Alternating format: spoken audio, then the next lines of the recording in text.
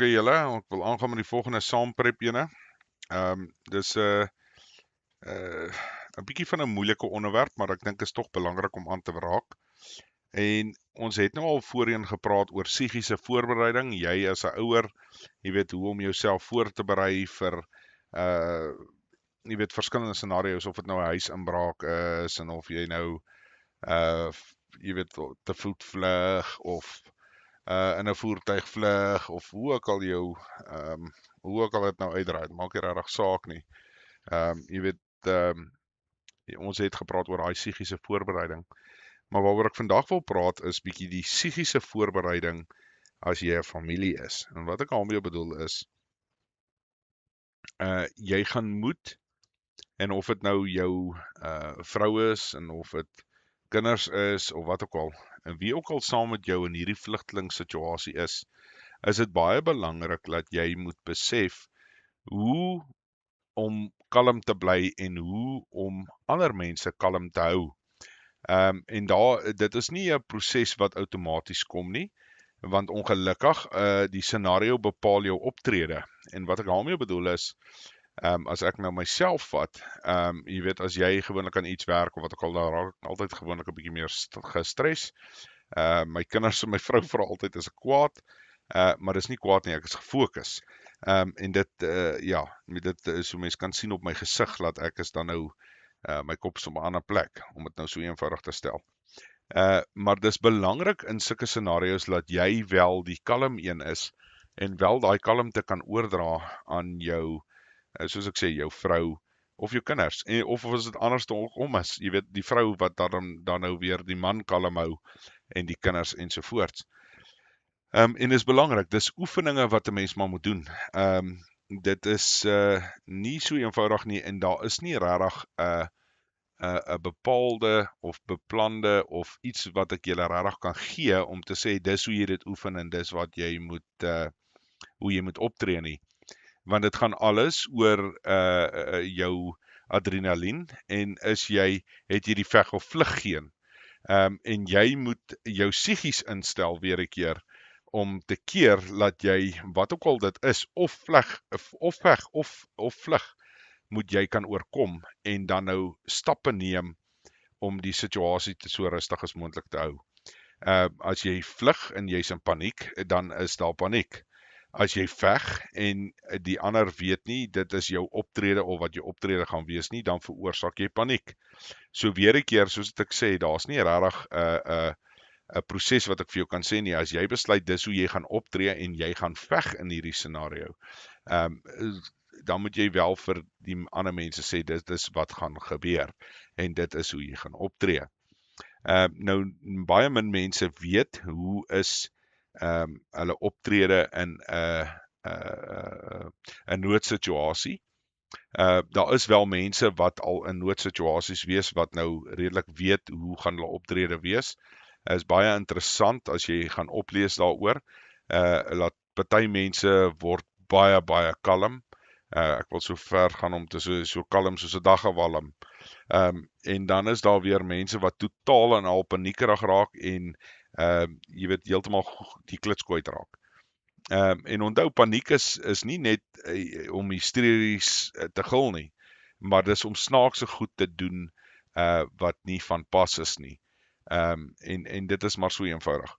So, maar wat ek wel wil sê is, jy moet wel die stem en manier van kalm te wees vir jou familie. Onthou net, as jy, as die leier van jou huisgesin, paniekerig word almal paniekerig. Of jy dit wil weet of nie, en ek weet dit is partykeer dalk 'n snaakse ding om te sê in vandag se tyd, maar die pa behoort die leier van die huis te wees, en hy gaan bepaal op die einde van die dag die optrede van die res van die gesin. So as jy as vader of pa paniekerig raak, gaan dit veroorsaak dat jy weet die hele gesin van paniekerig raak. Enkelmoeders, byvoorbeeld, selfe konsep.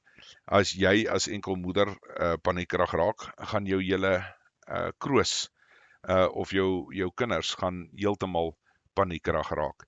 So dis belangrik om die goedjies te bietjie te deurdink, en dan te dink, hoe gaan jy optree in sekere scenario's? Mense, en dis nie goed wat 'n mens regtig oor wil dink nie, maar ek dink dit is tog belangrik, as jy jouself psigies wil voorberei vir iets wat vir jou voorlê, moet jy dit kan deurdink.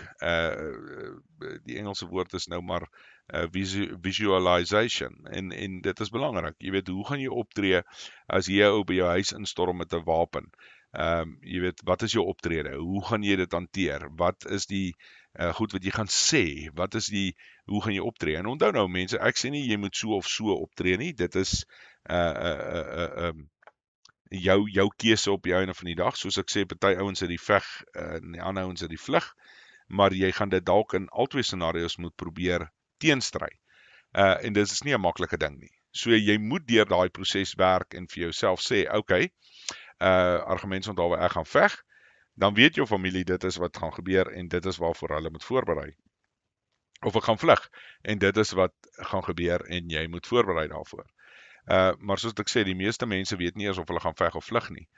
Dis hoekom dit baie belangrik is om 'n strategie uit te werk voor die tyd oor hoe gaan jy optree in verskillende scenario's. As jy dan voel nee, jy gaan eerder veg byvoorbeeld, wat is die prosedures? Wat gaan jy doen? Hoe gaan jy optree?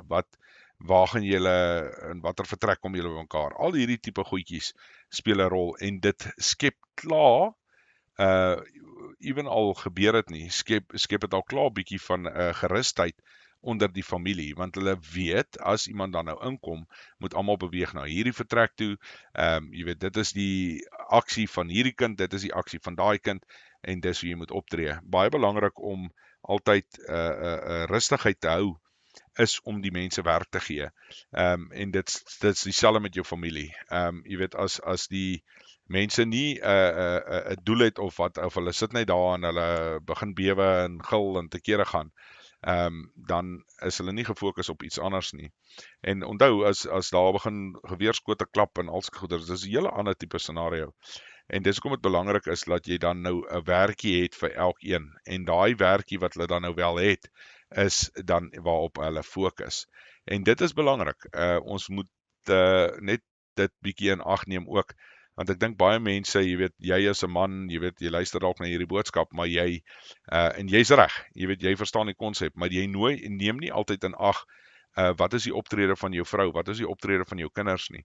En dit is belangrik, soos ek sê, om daai werkies vir hulle te gee. En wat gebeur in verskillende scenario's? Jy weet, kom ons sê, jy kom iets oor, en jy gaan nou heen. Hoe tree hulle dan nou op? Jy weet, in daai scenario, hou hulle aan veg, vlug hulle, hoe maak hulle? Jy weet, so weer 'n keer, dit is maar 'n moeilike een, en ek kan nie regtig vir jou voorskryf hoe jy dit moet doen nie, dis elkeen se eie keuse, maar ek dink is tog belangrik, iets wat jy wel met jou familie moet bespreek, iets wat jy wel met jou kinders en jou vrou moet bespreek. Hou maar 'n bietjie van 'n familievergadering, en kry insette, veral by jou kids, hoe dink hulle moet 'n mens so iets hanteer, en wat sal hulle eerder wil doen? Jy weet, ek kan maar net so vinnig sê hoe ons proses werk is. Jy weet, die oudste een is daar om almal by mekaar te kry en op 'n sekere plek te sit. Die tweede een is daar om te help om die magasyne vol te hou. Jy weet, so daar's verskillende werkies wat elkeen het. So weer 'n keer, dit is die fokuspunte wat jy dan nou weer daar moet buite sit vir die mense. Maar ja, mense, ek hoop dit help iemand, en ek, soos ek sê, onthou daai psigiese voorbereiding vir die hele familie. Okay julle, lekker dag, bye.